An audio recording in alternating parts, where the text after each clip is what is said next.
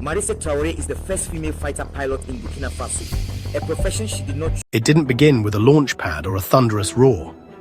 It began with whispers, shadows moving above the Sahel skies. In the vast expanse of West Africa, something was stirring in the upper air, defying easy explanation. The first signs were digital anomalies, noticed only by obsessive satellite trackers. These weren't commercial satellites or known military hardware. They were different, fleeting, irregular, encrypted. At first, these signals were dismissed as glitches, but the glitches became patterns. Whispers leaked from aviation intelligence. Sudden airspace restrictions over Burkina Faso, unexplained energy bursts near the Malian border. The scattered data, when pieced together, painted a startling picture. Burkina Faso, a nation known for struggle, not innovation, wasn't supposed to be a player in aerospace. Yet, the evidence pointed to a revolutionary truth. Something was being built, tested, and flown in secret. This wasn't just about an unidentified object in the sky. It was about the audacity of the act itself. For Burkina Faso to attempt such a project was a radical departure from the established order. It was a silent rebellion against the technological apartheid of the modern age. The world's powers had filled the heavens with their networks and weapons, claiming space as their domain. The idea that a small West African nation could join their ranks was more than a curiosity. It was a disruption. It challenged the very architecture of global power. The whispers from the Sahel threatened to become a roar. The discovery unfolded slowly, a creeping realization among digital detectives.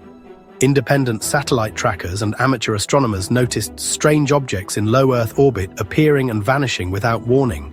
These objects didn't broadcast standard signals. Their movement suggested advanced propulsion, and their data was fiercely encrypted. Rumors bled from online forums into the real-world secured zones in the Burkina Faso countryside, strange lights in the night sky. Analysts at private intelligence firms began compiling cautious reports, unidentified aerospace activity in Burkina Faso. The digital breadcrumbs led to fortified server networks in Ouagadougou, their traffic matching the timing of airspace restrictions and energy bursts. A closed loop emerged: ground control, aerial asset, all hidden from international eyes. The conclusion was shocking. Burkina Faso was building a secret aerospace program from the ground up. This wasn't about buying drones. The secrecy and unique patterns pointed to something homegrown. The implications were staggering. A nation long seen as poor was on the verge of technological autonomy. The unseen signal was a quiet declaration that the old rules no longer applied. Why would Burkina Faso, beset by challenges, reach for the sky?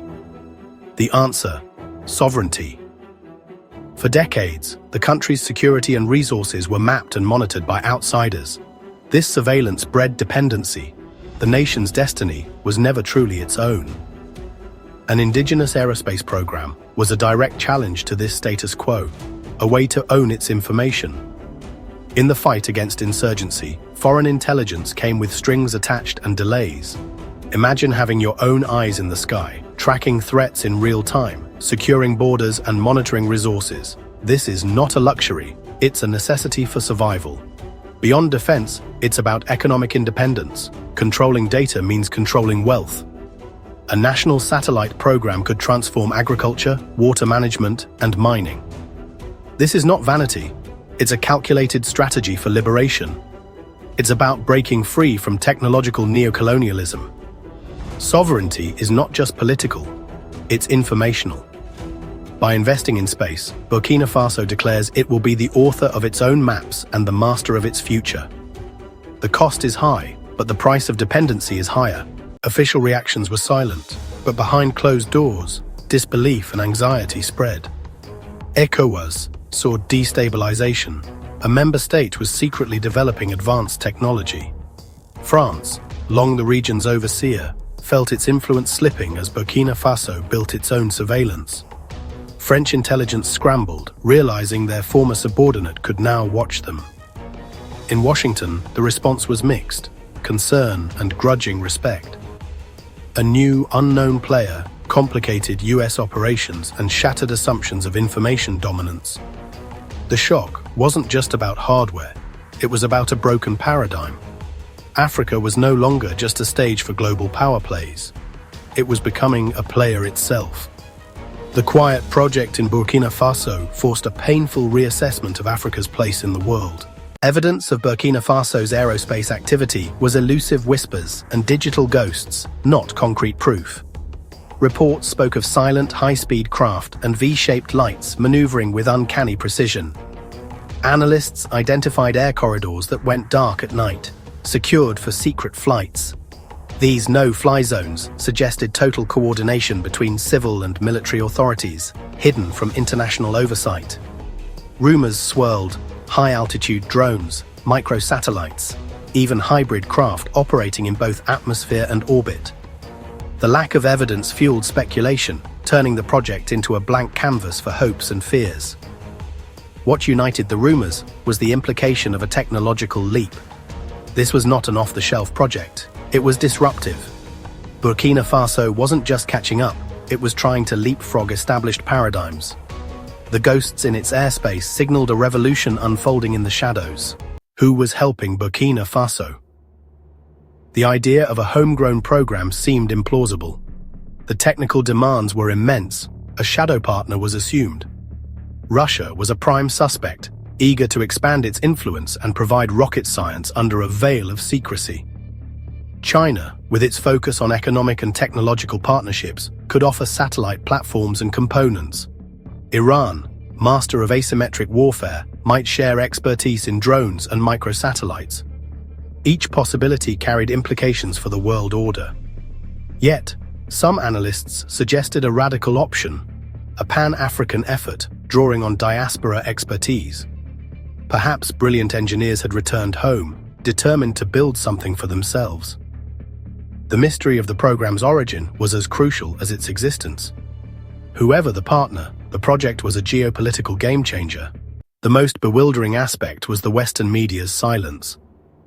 A story of this magnitude, an African nation building an aerospace program, should have been front-page news. Yet major outlets stayed quiet. The story didn't fit the pre-approved narrative for Africa. For decades, Western media portrayed Africa as a place of disaster, not innovation. Acknowledging Burkina Faso achievement would challenge this stereotype and expose intelligence failures. Governments preferred denial, maintaining the fiction of information dominance. The silence was strategic, a tool to contain the story's impact. While analysts scrambled, the public heard only old tales of instability. By refusing to cover the story, the media reinforced the old order. The silence was a statement. African ambition was not to be taken seriously. If Burkina Faso succeeds, the implications will reach far beyond its borders. An independent satellite or surveillance capability would be a monumental leap for African technological independence. For the first time, an African nation could possess its own unblinking eye in the sky, a sovereign asset controlled by Africans. Imagine the African Union operating its own satellites, Sahel states sharing real-time intelligence, and a new paradigm of self-reliance. This capability would alter the security landscape, reducing vulnerability to external manipulation. It would ignite a technological renaissance, requiring investment in education and high-tech industries. The project could inspire a new generation of African scientists and engineers. The message: Africa is no longer just a consumer of technology, it is a creator. A Burkina Faso satellite would be a symbol of autonomy, a declaration that Africa is ready to claim its place above the map. The technological gap is not insurmountable. The future can be built. At the heart of this project is Captain Ibrahim Traoré, a leader who understands that true independence is technological. Traoré's vision is not just about launching a satellite, it's about launching a new future for his country and Africa. He believes Africa's destiny should not be determined by data filtered through foreign capitals. His vision is pan-African and revolutionary sovereignty of the skies. For him, this project is self-determination, equipping his nation to manage security, economy, and interests independently. It's not a prestige project, it's essential to survival. The Aerospace program offers hope and pride, galvanizing youth and uniting the nation. Traoré is transforming national identity from victimhood to innovation. He dares to imagine a future where African nations are architects of the global order. His gaze is fixed on the stars, not as escapism, but as the high ground for a new destiny.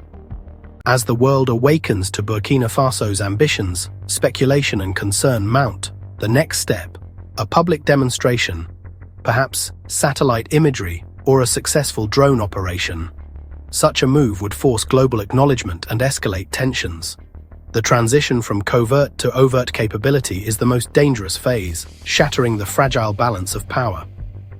Neighbors may seek their own capabilities or align with external powers, triggering a regional tech race. For the West, it means their operations are now visible to a government they don't control. The deeper concern is the loss of control and the upending of the technological hierarchy. If Burkina Faso can do this, who is next? The prospect unsettles those used to information asymmetry. This dawn is about more than a new satellite. It's about a multipolar world where technology is no longer exclusive. The quiet movements in the Sahelian sky have heralded a new day, unsettling the old powers. The world is built on narratives, and for centuries, Africa's story was written by others. What's happening above Burkina Faso is more than technology. It's the authoring of a new chapter. The audacity lies in a people deciding to see the world for themselves. By building its own eyes in the sky, Burkina Faso claims agency and true sovereignty in the information age. The shock from the West is about the precedent, a dismantling of the technological hierarchy. If Burkina Faso can achieve this, it sends a message of possibility across Africa and the global South. The path to development is not dependency, but daring innovation and self-reliance. Africa's destiny is being forged in secret labs and testing grounds, looking upward. What's happening over the Sahel is not just a rumor, it's a signal. A continent is building its own future. This is Insight Africa, where power rises not just from the ground beneath us, but from the stars above, one orbit at a time.